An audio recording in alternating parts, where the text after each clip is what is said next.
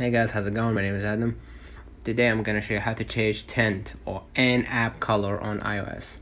So I'm gonna hold right here my screen, right? Click edit at the top left, and then you're gonna be able to see customize. Click on it, and basically I'm gonna be able to just choose tinted.